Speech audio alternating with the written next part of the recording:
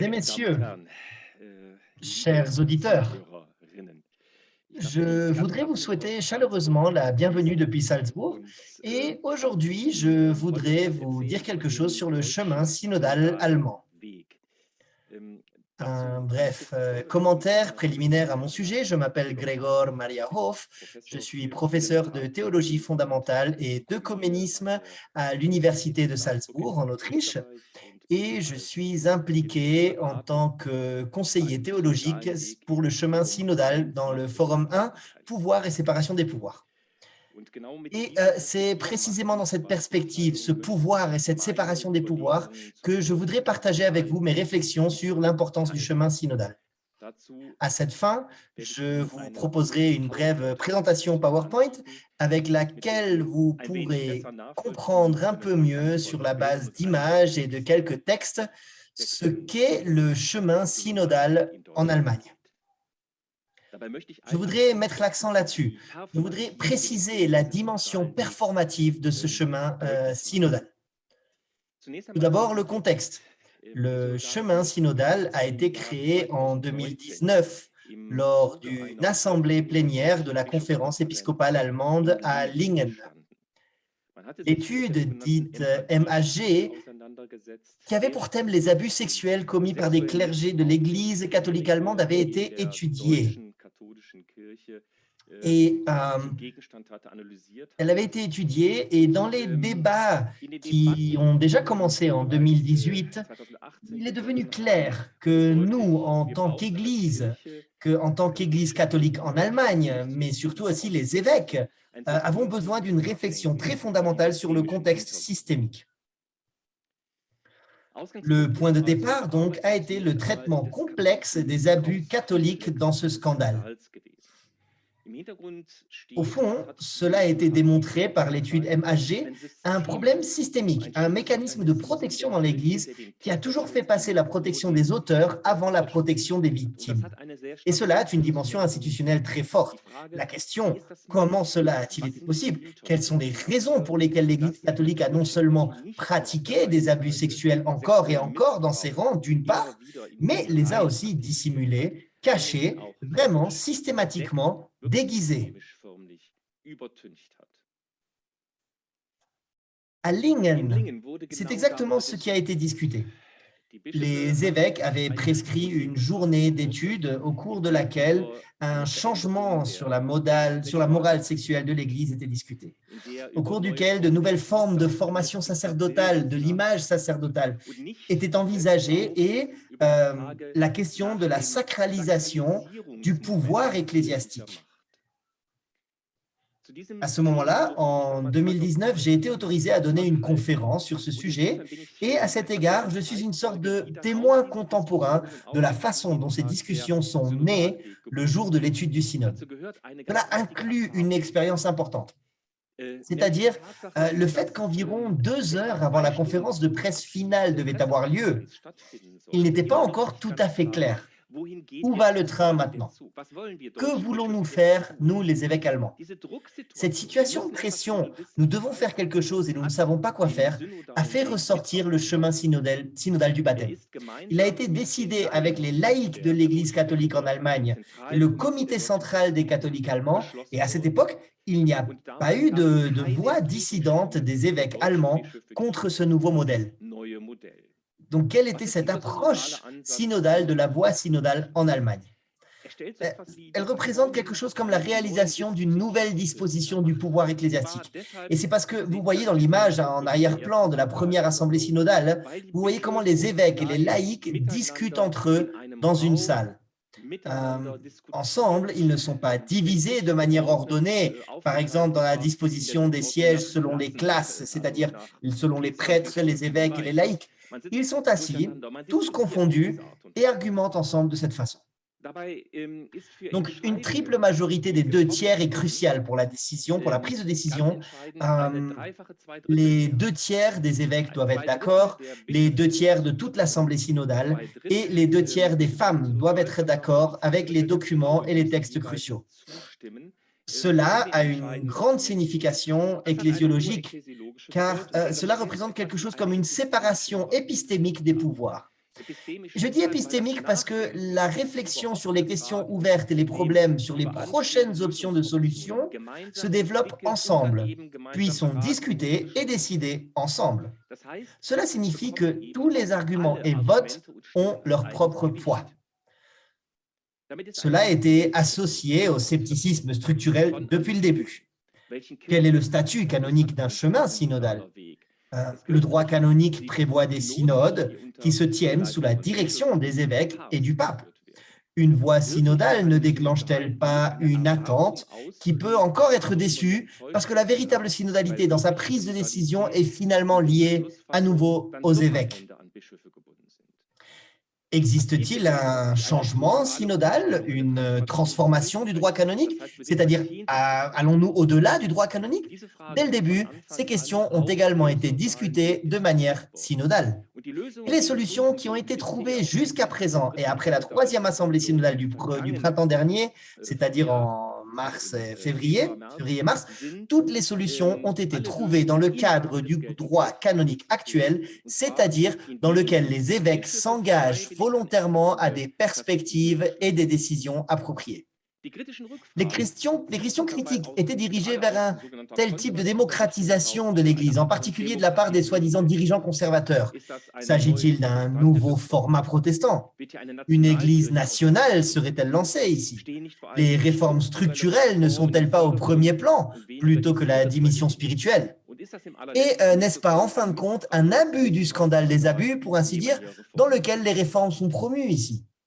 Le facteur décisif est précisément ces questions qui ont ensuite été discutées ensemble sur le chemin synodal. Et la démocratisation comme mot-clé se voit peut-être dans cette triple majorité des 2/3. Les évêques sont liés par leur propre autorité apostolique aux décisions correspondantes. Dans ce contexte, le dogmatique viennois Jan Heiner Tuck avait souligné de manière critique qu'une assemblée dans laquelle les évêques ne fournissent que la moitié et ont les mêmes droits de vote que les laïcs équivaut à une réduction de moitié de la direction épiscopale. Une question importante, mais où l'autorité apostolique des évêques devient justement d'une manière nouvelle la leur, en particulier dans ce format synodal, parce que les évêques allemands ont fait usage de leur enseignement et de leur leadership il y a 8 ans lorsqu'ils se sont mis d'accord sur l'approche synodale. Quiconque parle d'une réduction de moitié de la compétence de leadership épiscopal devrait remettre en question son autorité avec cette décision des évêques. En d'autres termes, ils font justement usage de leur autorité apostolique. C'est un moment performatif d'une nouvelle forme d'ecclésialité synodale. Mais qu'est-ce que cela change? Surtout, et enfin, le climat dans lequel nous nous consultons et prenons des décisions. Enfin, et surtout, comment les questions ouvertes peuvent-elles être discutées? La question de l'égalité des sexes, la question de l'évaluation théologique, sexuelle ou morale de l'homosexualité, la question de la place des femmes également, en vue d'une éventuelle admission à la fonction. Cela montre que la plausibilité sociale et ecclésiastique a changé et que nous devons aussi faire face à des processus de changement. Et c'est exactement ce qui se passe dans le miroir des 4 forums de la voie synodale. Le premier forum du pouvoir du forum et la séparation des pouvoirs fournissent une sorte de perspective de base. Et le texte de base de ce forum a été adopté par une majorité écrasante de près de 80% des voies synodales et par une majorité de plus de 75% des évêques lors de la dernière réunion plénière. Par conséquent, il s'agit de réaliser le pouvoir et la séparation des pouvoirs en tant que perspective décisive dans l'Église catholique en Allemagne. Les 3 autres forums y sont affectés. Le forum des prêtres qui réfléchit sur la question de l'image sacerdotale, le forum qui se rapporte à la question des femmes, la position des femmes dans l'Église, et aussi le forum sur la morale sexuelle. Ici, dans les discussions ouvertes, de vrais arguments surgissent qui prennent quelque chose de sérieux par-dessus tout en compte. La voix du peuple de Dieu, qui cherche de nouvelles réponses à des questions pressantes tout au long de ces questions. Cette forme de synodalité est éminemment importante. Elle change l'attitude, le mode de vie, la pratique ecclésiologique de l'Église. Et cela se reflète aussi dans le fait que des voix complètement différentes sont exercées sur le chemin synodal. Par exemple, lors de la première conférence plénière, une personne qui se décrit comme queer était présente et la déclaration de Mara Klein a évidemment changé quelque peu atmosphériquement, mais aussi l'évaluation théologique religieuse des personnes queer. Et lors de la première conférence en ligne, pour la première fois, le conseil consultatif en question, c'est-à-dire le conseil consultatif de la conférence épiscopale allemande, dans lequel les personnes touchées par des abus sexuels sont représentées, a eu une voix, a pu représenter et présenter son point de vue. Et cela a été un signal clair depuis lors. Le droit de vote, les agents du droit de vote dans une église synodale englobent plus que de simples évêques et aussi plus que des représentants institutionnels individuels. Ils vont plus loin dans tout le peuple de Dieu. Cela correspond à la connaissance ou la reconnaissance de la disposition théologique du chemin synodal. Le texte de base du Forum du pouvoir et de la séparation des pouvoirs soutient très fortement la doctrine des Lozi Theolozi, qui ont joué un rôle particulier pour l'ecclésiologie catholique depuis le Maggiorcano au XVIe siècle. Ces Lozi Theologici sont le destin de la foi. Il faut s'y référer, comme à l'écriture et à la tradition, afin de revendiquer l'autorité pour une déclaration théologique et la formation de jugement.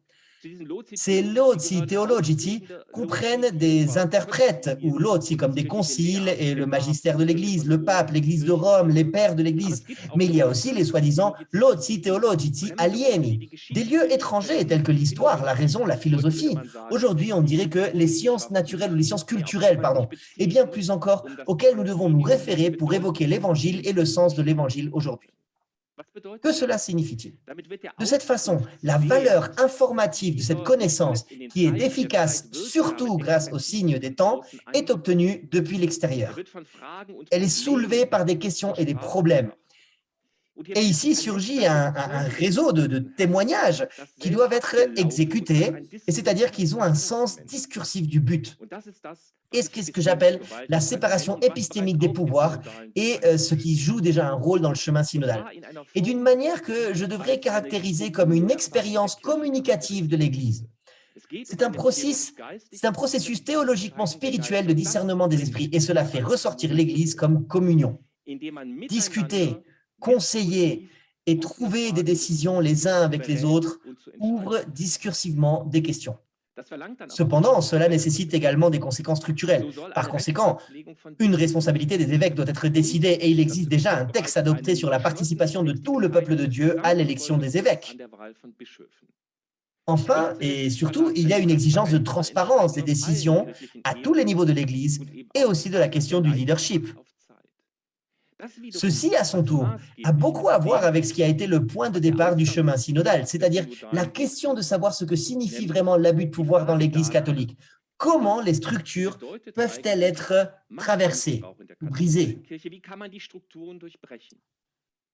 La voie synodale en Allemagne fournit non seulement un modèle théologique pour cela, mais c'est déjà une action, l'action d'un tel pouvoir et d'une telle séparation des pouvoirs. Et c'est pourquoi j'aimerais conclure par une expérience très personnelle. À partir des délibérations de notre forum 1, pouvoir et séparation des pouvoirs, et de la conférence plénière, j'ai vu, on entre en conversation avec toutes les personnes, on discute et on célèbre ensemble l'adoration. C'est un processus spirituel et cela nous change tous. Enfin, et surtout, cela montre aussi que la dimension internationale permet en fait quelque chose qui donne une nouvelle forme de catholicité véritablement vivante. Les perspectives, les changements réels, les transformations, les processus de réforme. Et avec cela, j'espère que dans un grand concile, elle nous conduira vraiment, l'Église nous conduira durant le XXIe siècle. Je vous remercie de votre attention.